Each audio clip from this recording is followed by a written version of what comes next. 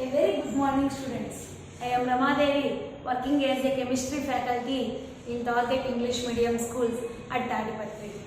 Today, I am going to explain this video for 9th class students. Okay? Yes. In past video, I clearly explained about what are the differences between mixtures and compounds. Mixtures and compounds.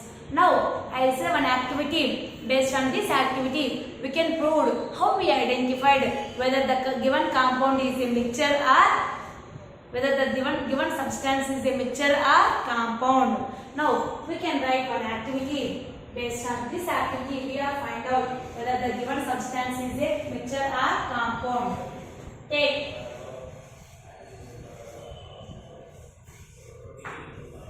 copper sulfate solution. I write the formula here, copper sulfate CuSO4. You don't know the formula of copper sulfate. You write in the words copper sulfate like this.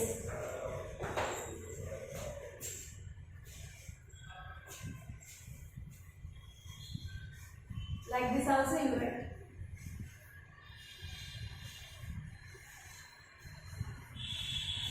Take copper sulfate solution. How much means a few amounts of copper sulfate solution. Take copper sulfate solution in a beaker.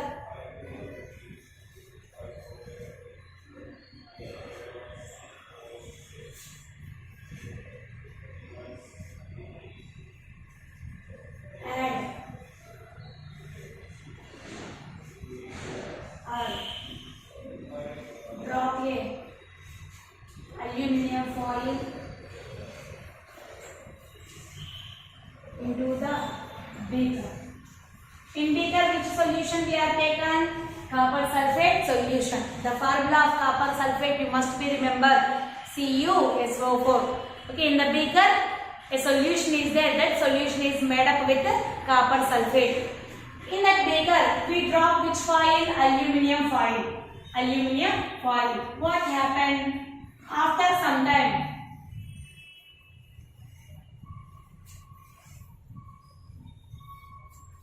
we observe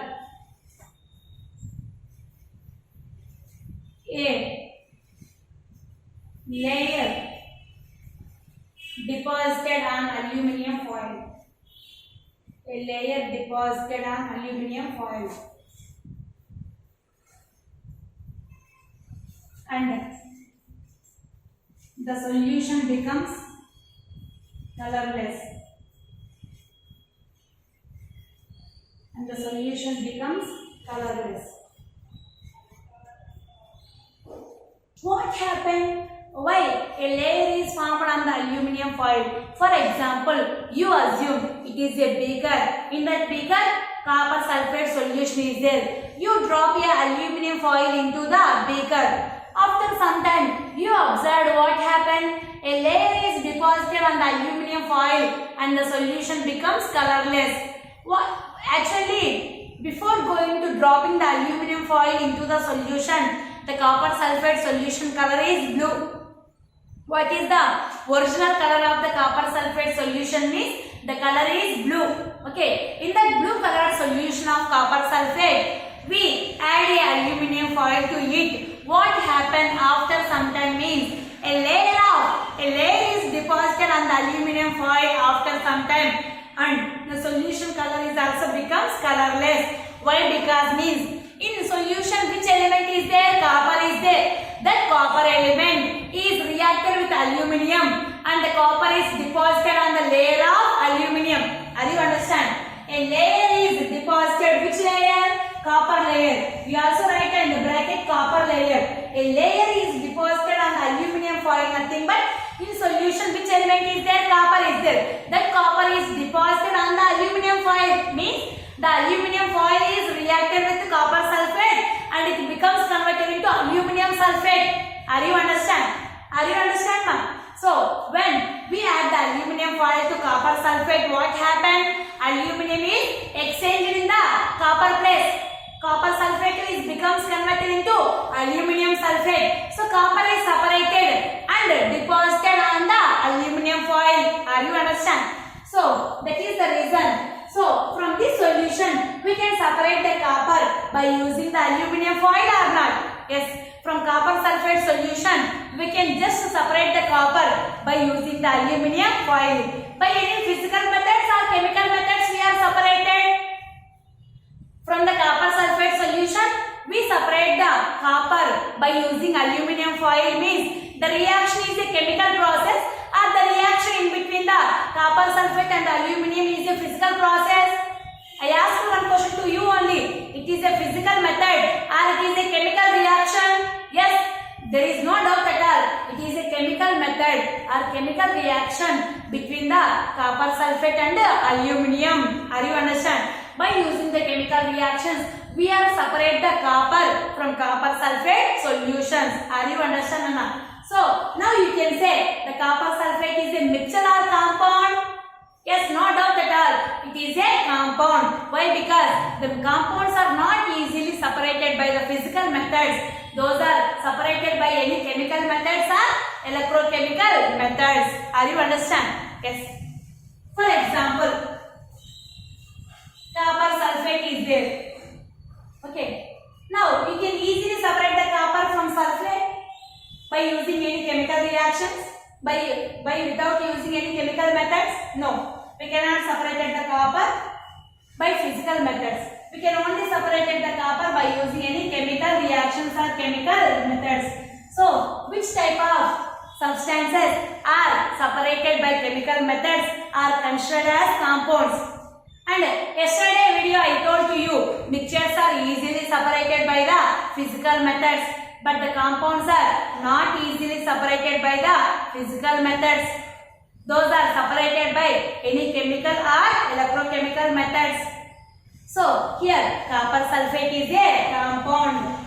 We write by using this activity we are concluded. During in this activity,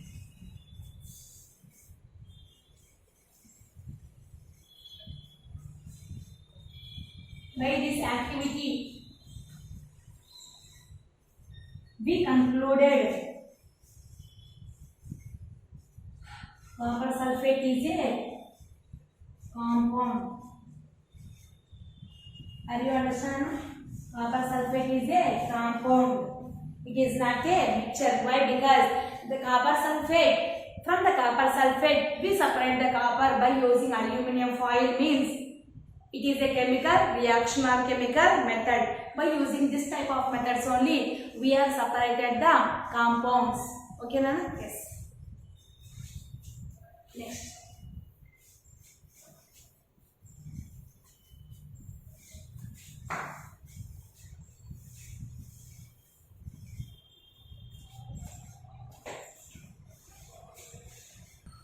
Now, the next topic means nothing but continuation for this topic. Point wise I can explain.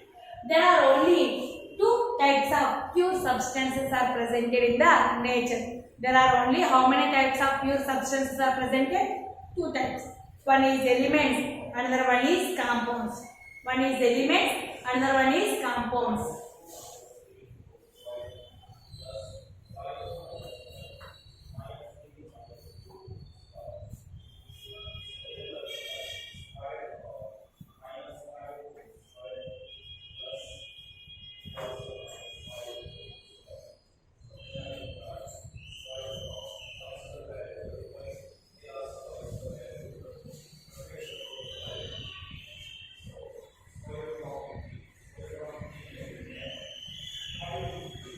There are two types of pure substances are presented in the nature. One is elements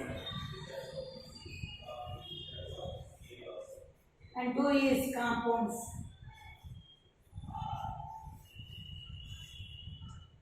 The pure substances can be classified into two types. One is elements, another one is compounds. Now, I give the information about the elements. Why? Because in past video, we have clearly explained about the total information for compounds. That's why I only give the information for elements. Yes. Now, can you say what is meant by an element, Nana? Who said the definition for element? Who give the information about the element means? Yes, number of scientists they are struggled to invent the elements or atoms in the modern periodic table.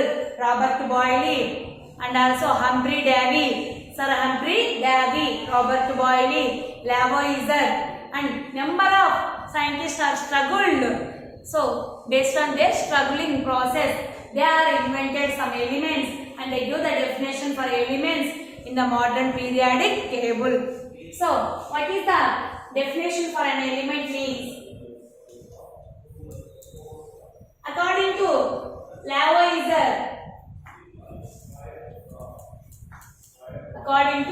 Lavoisier, he is a father of modern chemistry.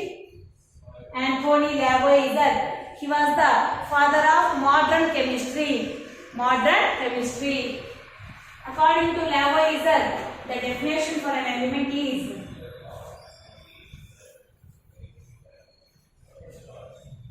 an element is the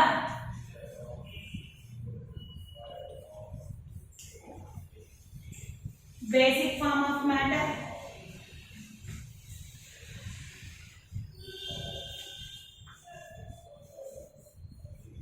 An element is the basic form of matter and cannot broken down into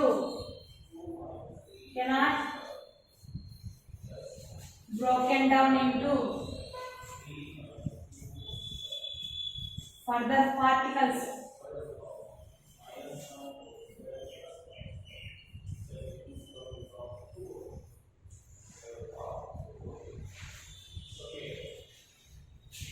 No need simpler substances, I will write, no need that point, you write the further particles. Are you understand, Anna? An element is the basic form of matter.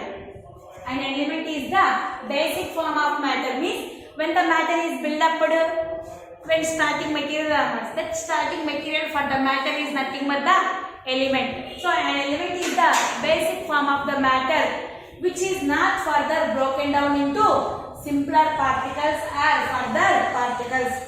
further simple particles or further particles. For example, sodium atom is there, sodium element is there. Can you divide the sodium into N and A? Or nitrogen is there. Can you divide the nitrogen element into half portion? No, we cannot able to divide it into further particles. That type of substance is nothing but an element. An element is a basic form of matter and cannot be broken down into further particles. Based on this information, we are easily identified. Element is the starting material for each and every matter. The matter can be existed either in the solid, liquid, gases. Elements can be classified into mainly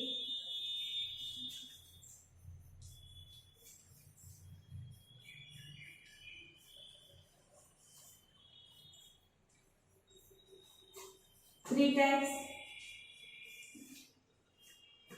One is metals, two is non-metals, and last one is metalloids.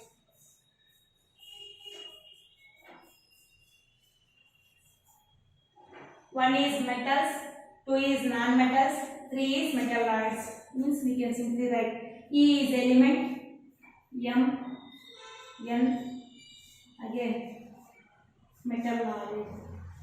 M is metals, N is non-metals, M is metalloids. Are you understand, Anna? The elements can be classified into three forms mainly, or three types mainly: metals, non-metals, metalloids.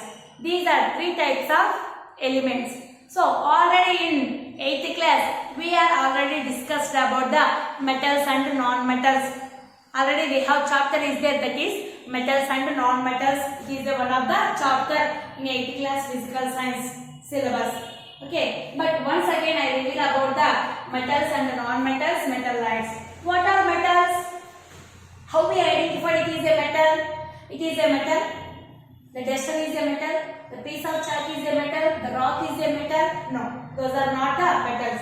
But how we identify whether it is a metal or non-metal or metalloid means, yes, I'll say metals are nothing but those are solid substances Metals are solid substances. All solid substances are considered as metals? No. The rock is a solid substance, but it is not a metal. Why? Because the solid substances which have the chemical and physical properties, are known as metals. The solid substances which have physical and chemical properties are known as metals. They are having certain chemical reactions, means they are involved in the chemical reactions. They are having certain physical properties also. That type of are known as the metals. Or otherwise, we can say simply the substances which have the shiny appearance. And which are having the sonority property, ductility property, malleability property are known as metals. In 8th class we have already sonority, ductility, malleability. Sonority means ringing round, and what is the ductility and malleability means converted into wires and sheets. These properties must be how the element is nothing but considered as metal. For example, you take the wood material. Wood is a solid substance. You take the iron material, that is iron bell. Take one solid wood material, take the iron bell. You ring the iron bell and you also ring the wooden bell. You ring once, and you also ring the iron bell. Which give the more sound? Compulsory, we know all of us. The bell which is made up of iron is give the more ringing sound than the bell is made up of the wood. Why? Because here iron having the sonority property, and the bell which is made up of wood does not have the sonority property. That's why we can say the iron is a metal and wood is not a metal. So based on that properties, we are find out which is a metal, which is a non-metals, or which are not considered as metals or non-metals, like that. Are you understand? Yes. So in the periodic table, that is in 8th class already we studied about the metals, non-metals. But I will say one more point. In the modern periodic table, once you have any, for example, availability is there. You saw the modern periodic table chart in your mobile through internet or Google Chrome, or you ask your brothers or sisters if she or he in higher studies means they will show to you the periodic table compulsory. Already I showed to you the periodic table once to draw the diagrammatically also in previous 8th class. When you saw the periodic table, modern periodic table, you observe left side some elements are presented, right side some elements are presented. You observe the left side some elements are presented, right side some elements are presented. For example, it is the left side, it is the right side. This is my right hand, this is my left hand. Okay, yes. In the modern periodic table, where the metals are placed means in the left side of the periodic table, those are 2 blocks. In the left side of the periodic table and also middle of the periodic table, the metals are presented. Most of the metals are placed in the modern periodic table, where means the left side of the periodic table and the middle of the periodic table are total considered as metals. There is nothing non-metals are presented in the left side and middle block. Okay, yes, that is metals about. Next, non-metals. Non-metals are existed either in the liquid form or gaseous form. The non-metals are existed either in the liquid form or gaseous form. Okay, already we know the non-metals are number of are there carbon and that is sulfur powder, and some of the solid form are also there, not exactly liquid and gases. Some of the solid form are also there. And metals also, one of the liquid form is there, that is mercury. The liquid metal is nothing but mercury. Okay, yes. And carbon, nitrogen, oxygen, and fluorine, sulfur, phosphorus. These are considered as non-metals. Iodine. These anything are considered as non-metals, which does not possess the malleability, ductility, sonority, lustrous. Lustrous means shiny appearance. These properties are not obeyed by the non-metals. In the modern periodic table, the non-metals are presented exactly at the right side of the periodic table. In the right side of the periodic table, number of elements are there, but all elements are not considered as non-metal. Some of the metalloids are also there, some of the metals are also there. Are you understand? In the modern periodic table, for example, you can assume it is a modern periodic table. I will show you. This is the left side of the periodic block. This is the right side of the periodic block, and this is the middle block. Left side of the periodic block and middle block are considered as metals. All are metals only. The middle block and the left side periodic table, both all are only metals. In out of these, there are no non-metals, no metalloids. But in the right side of the block, the right side block, in that block, most of the non-metals are there. In out of these elements, most of the which elements are presented? Non-metals. But out of these, metals are also there, metalloids are also there. But most of these three cases, which are more non-metals are more presented. Are you understanding? Left side, middle, all are metals. Right side, non-metals are there, metals are there, metalloids are there. Are you understand? Yes. That is non-metals. Next, what are metalloids? Metalloids means the elements which show the sometimes metallic properties, sometimes non-metallic properties are known as metalloids. Middle is there. It obey the metal properties, it also obey the non-metal properties. That type of elements are known as metalloids, having the metallic properties and also have the non-metallic properties. For example, silicon, germanium, these are examples for the metalloids. Silicon, germanium and etc. These are examples for the metalloids.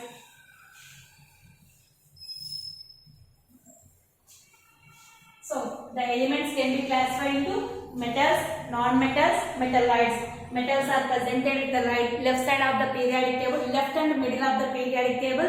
Non-metals are exactly right side of the periodic table. Metalloids are also presented at the right side of the periodic table. Okay, Nana? Yes. For better understanding the mixtures and compounds, we can do one activity. For better understanding the mixtures and compounds in the nature, we can do one small activity and which is easily understand also. That is, in your classroom, divided into two groups, group 1 and group 2. In your classroom, for example, in my class, there are 30 members, students are there. 15 members are separated into one group and 50 members are separated into one group. Group 1, group 2. Two groups I can divide the total students. Okay. For group 1, I do the 5 grams of iron fillings plus 3 grams of sulfur powder.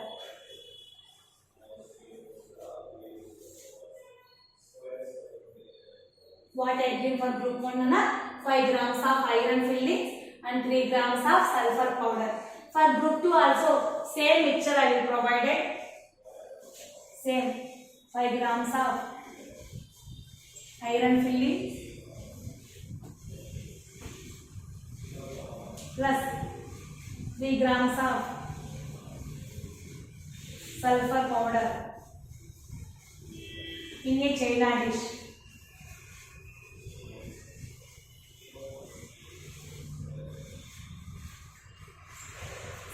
This is also in a China dish.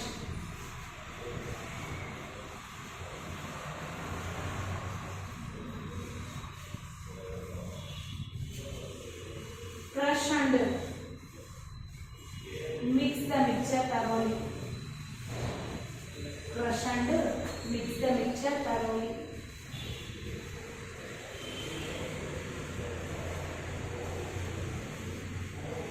Are you understand, Anna?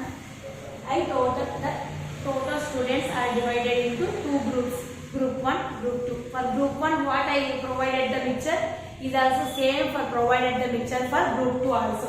For group 1, what I provided 5 grams of iron fillings and 3 grams of sulfur powder in a China dish. Same, crush and mix the mixture thoroughly. So same, crush and mix the mixture thoroughly.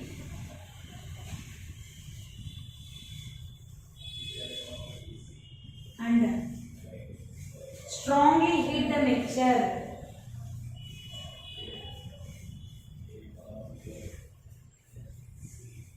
Strongly heat the mixture on a burner till the mixture changes into red hot. Till the mixture changes into red hot. Changes into red hot. Till the mixture changes into red hot. Are you understand now? Yes. Again I repeat. The total students I was divided into two groups.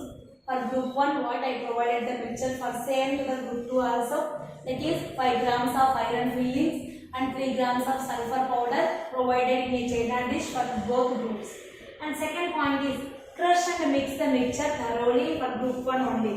But group 2 crush and mix the mixture and strongly heated by using a burner. When how much time is till the mixture is converted into red hot. But for the group 1 students they are not heated. Just crush and mix the mixture thoroughly. Now you bring a magnet near the mixture. Now you bring a magnet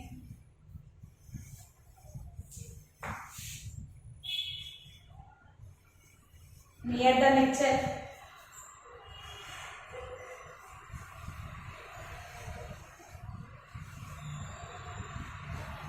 After mixing, which product is formed? Near the product we bring a magnet. Here also same.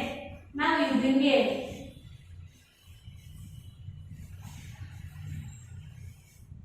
magnet near the product.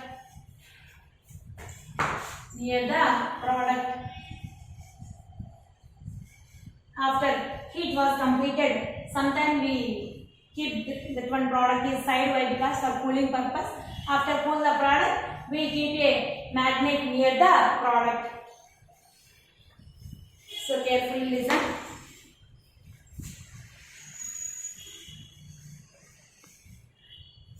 In a classroom, the total students are divided into two groups, group 1 and group 2. For group 1 students, I provided the what mixture means same mixture was also provided the group 2 students also. That is 5 grams of iron fillings with 3 grams of sulfur powder in a china dish. Same here also 5 grams of iron fillings with 3 grams of sulfur in a china dish. Here group 1 students what they are doing means crush and mix the mixture thoroughly in a china dish. But here in group 2 students what they are doing means with my instruction only they are doing crush and mix the mixture and also strongly heat the mixture on a burner till the mixture changes into red hot and keep the product side for some time. Why? Because for cooling purpose. Now group 1 students what they are doing means they are bring a magnet near the mixture. What mixture is there in the china dish? For that mixture they are bring a magnet near that mixture. And here what they are doing after cooling the product they are also bring a one magnet near the product. Now you can say Nana which mixture is attracted by the magnet. Now you can say clearly Nana which mixture is attracted by the magnet. This mixture group 1 means the students have the group 1 china dish or group 2 china dish. Which product can attract the magnet? We can say easily. This mixture was easily attract the magnet. Why? Because this mixture contains the iron fillings and sulfur powder. That iron fillings are directly attracted by the magnet. But here this mixture also contains the iron fillings and sulfur powder. But we are heated the mixture means another product is formed by mixing of iron and sulfur. That is iron sulfide. Iron sulfide is not attracted by the magnet. So here a new product is formed by heating the mixture. But here we cannot heat the mixture. There is no chemical change can be occurred here. Just those are mixed together. It is a new. There is no new product in the group 1. students. There is no new product is formed for the group 1 student, but for group 2 students there is a new product is formed. That new product is nothing but a compound.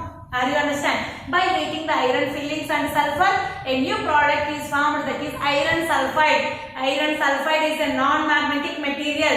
But here just we mix the iron fillings and sulfur. Iron fillings what have the properties also same in the mixture also. The iron fillings which have the property when we before mixing with what is the property of iron fillings means after mixing also same property it can resemble. But here before heating iron fillings property is magnetic property, but after heating the iron magnetic property it will be loses and converted into iron sulfide is a new product.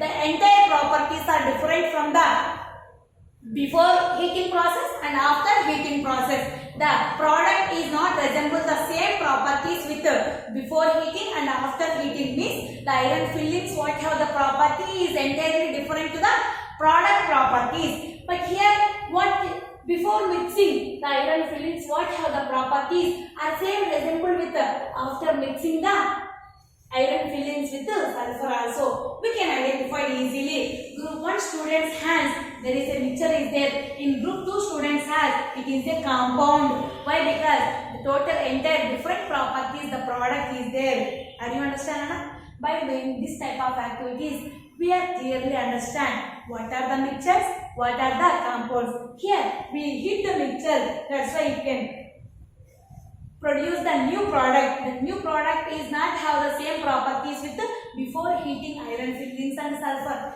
But here just we mix the products, we mix the mixture, iron fillings and sulfur. What properties of their iron fillings and sulfur? Same properties are also there in the mixture also. Yes. This is the better understanding purpose. I can explain with an activity.